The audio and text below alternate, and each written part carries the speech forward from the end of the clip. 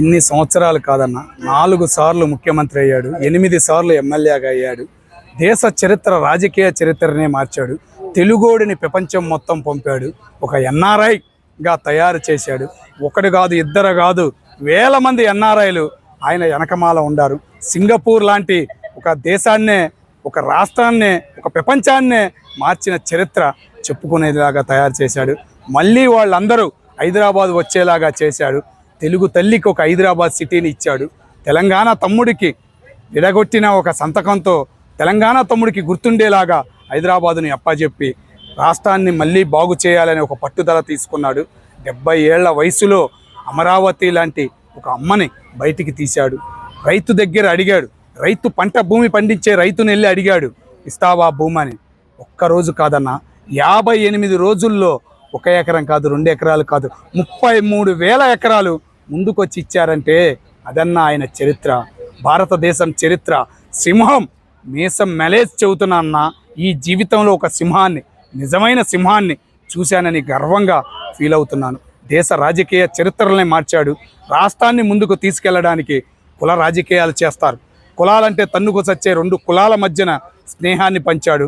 అదే కులం నుంచి బయటికి ఒక పులిని తీసుకొచ్చి సింహంలాగా, సింహం పులి కలిస్తే ఎలా ఉండిద్ది అదే ఒక చరిత్ర రాయబోతున్నాడు.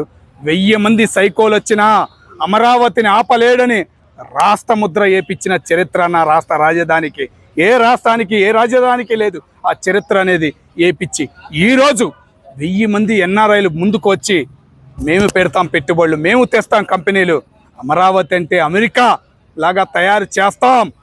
ఆయన పెట్టుకుంది 47, కానీ 37 తయారు చేసి చూపించగలడు మా సింహం. గర్వంగా ఉందన్న.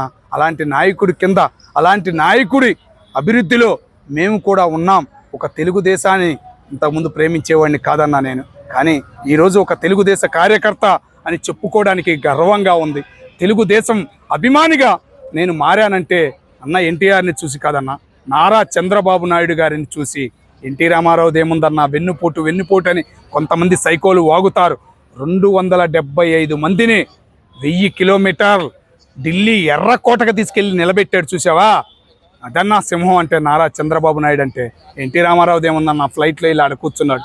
ఈ 275 మందిని 4 రాష్ట్రాలు దాటిచ్చి అక్కడ నిలబెట్టాడు చూసావా కాంగ్రెస్ గవర్నమెంట్లో, అదన్నా సింహం అంటే.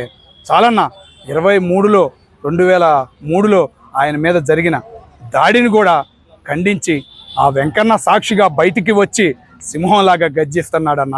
4 సార్లు ముఖ్యమంత్రి అయ్యాడు. దేశ చరిత్రలో అమరావతి, హైదరాబాద్ చెప్పుకునేలాగా చేశాడంటే చాలన్న ఆయన జీవితం. అలాంటి చరిత్రను ముందు తరాలు, 4 తరాలు చెప్పుకుంటారు. అలాంటి చరిత్ర చెప్పుకోవడానికి కూడా నాకు అవకాశం వచ్చిందంటే సంతోషంగా ఉంది. మా రాష్ట్ర ముఖ్యమంత్రి, ఆంధ్ర రాష్ట్ర ముఖ్యమంత్రి నారా చంద్రబాబు నాయుడు గారికి మనస్ఫూర్తిగా పుట్టినరోజు శుభాకాంక్షలు. ఇంకో 25 ఏళ్ళు ఇలాగే జరుపుకోవాలని మనస్ఫూర్తిగా కోరుకుంటున్నాను. 4 తరాలు, 3 తరాలు కాదు, 4 తరాలు నీ చరిత్ర చెప్పుకుంటాం సార్. Salute sir.